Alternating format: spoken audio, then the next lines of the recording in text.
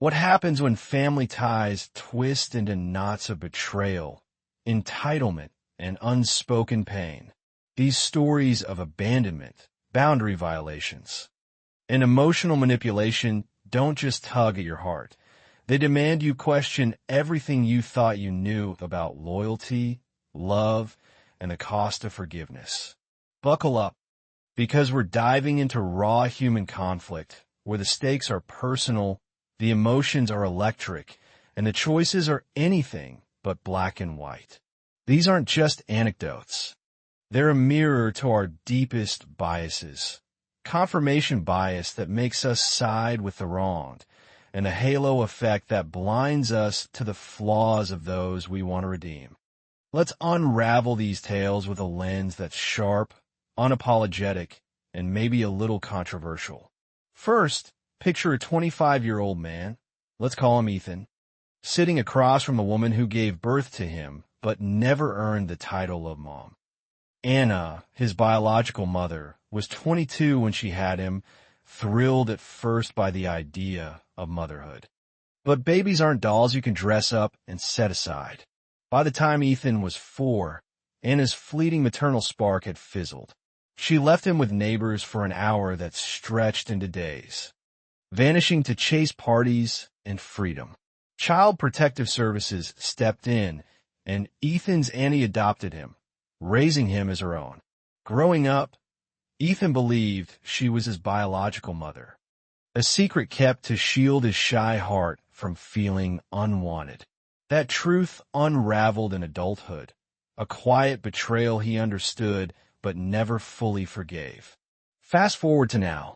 Anna, now with a husband, 2 daughters, and a seemingly stable life, slides into Ethan's DMs. She wants to meet, to explain everything. But there's a catch. Her husband doesn't know Ethan exists. At a coffee shop, Anna insists Ethan call her mom, then launches into praise for his flourishing computer science career and engagement. It feels off, like a sales pitch with an ulterior motive. Ethan's gut screams she's after money or favors, and he shuts her down hard. "I have no interest in a relationship with you," he says, his voice steady but sharp. "You abandoned me. Hit me like a dirty secret, and now you're back because you want something." Anna's tears don't move him. He walks away, leaving her sobbing. But here's the hook. What if Ethan's wrong? His friend Liv argues he's projecting past pain, assuming Anna's motives without proof. A cousin calls him cruel, saying Anna was just a young, immature 22 when she left. And hearing, "I'll never care about you," from her child is a wound that won't heal. Ethan wonders if he was too harsh, but deep down, he feels justified. She wasn't there for 21 years. Where was her change when he needed it? This story taps into our loss aversion bias. Ethan's protecting the life he built, unwilling to risk pain for a woman who already broke him once. Yet, it challenges us. Does youth excuse abandonment? Can someone change, or is Ethan right to guard his heart? The controversy lies in the gray. Forgiveness might feel noble, but at what cost to the self? Next, meet Sarah, 27, newly pregnant and glowing, until her husband and his mother turn her joy into a nightmare. Sarah's husband, 34, is on his 3rd marriage, childless after a decade of trying. His family's ecstatic, especially his mom, who's gearing up to be a first-time grandma. At a celebratory dinner, Sarah learns a horrifying truth. Her husband took her used pregnancy test, bagged it, and gave it to his mom as a keepsake. Yes, to stick with her urine, stored like a trophy. Sarah's stomach churns, disgusted, violated, betrayed. She erupts, calling it creepy and demanding they destroy it. Her husband shrugs, saying it's no big deal. His mom claims she handled the smell. They accuse Sarah of overreacting, making her pregnancy about her instead of their joy. Sarah storms out, but the fallout stings. Her husband says she ruined their happiness, painting her as selfish. This story screams boundary violation, exploiting our fairness bias. We instinctively side with Sarah, whose bodily autonomy was disregarded. But flip the script. Is it possible her husband's family, desperate for this milestone, saw it as a quirky gesture, not a violation? The controversy here is cultural. Some families cherish odd keepsakes, but does that trump consent?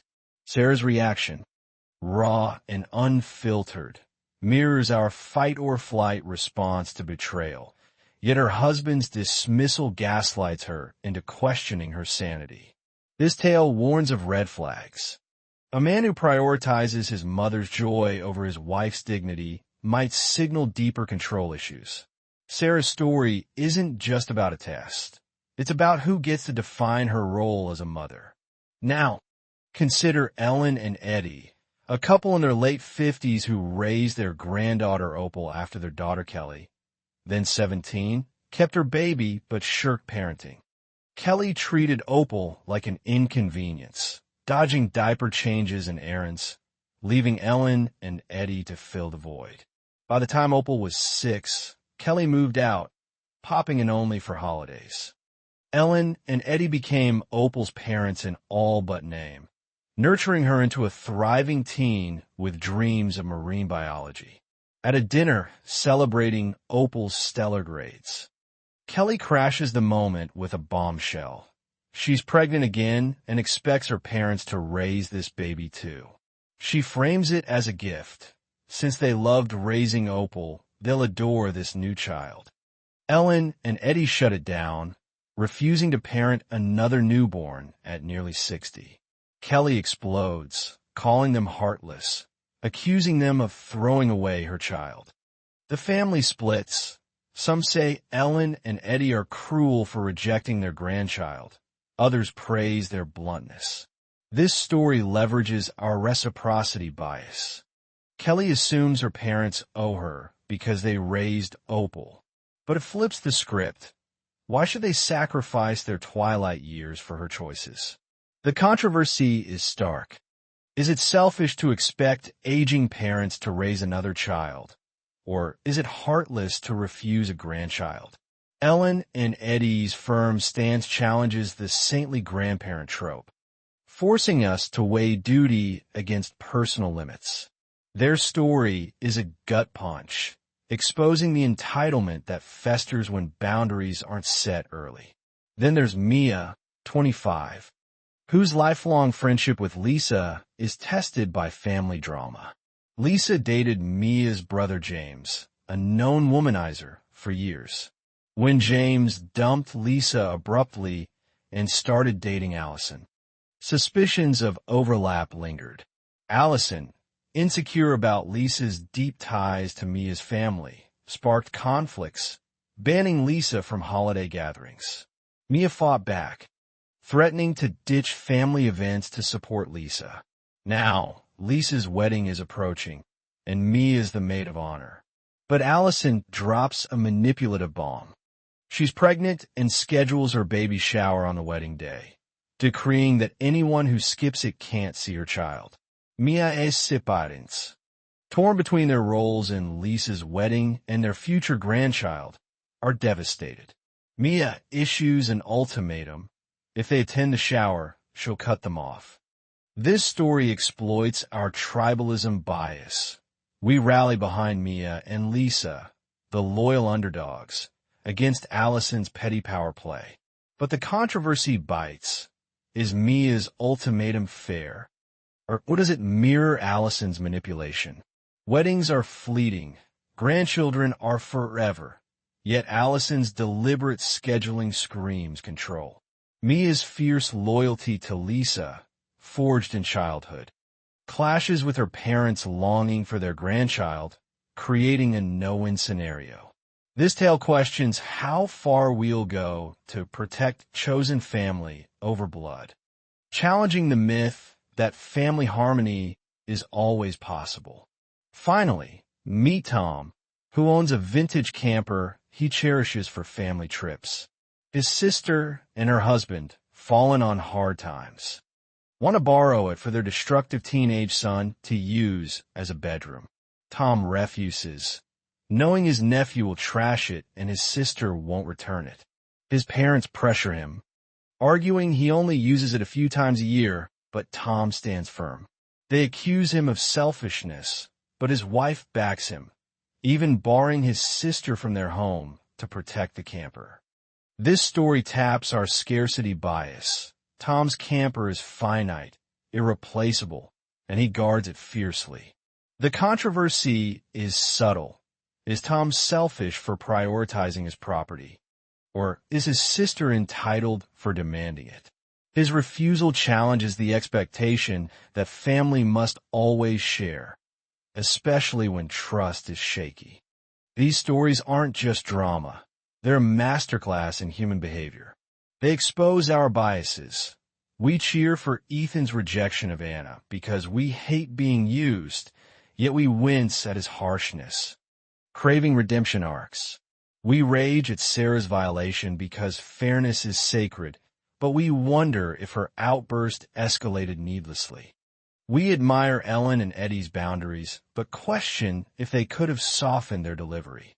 We root for Mia's loyalty, but cringe at her ultimatum's collateral damage.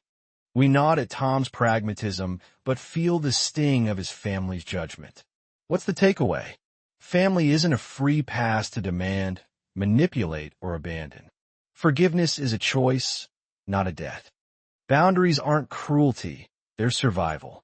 These stories dare us to rethink obligation, to question who deserves our energy, and to challenge the guilt that binds us to toxic ties. They're not just tales, they're a call to rewrite the rules of love and loyalty, one hard choice at a time.